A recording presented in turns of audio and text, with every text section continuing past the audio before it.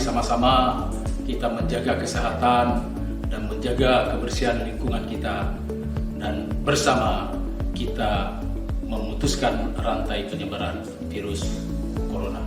Terima kasih. Wabillahi taufiq wal hidayah. Wassalamualaikum warahmatullahi wabarakatuh.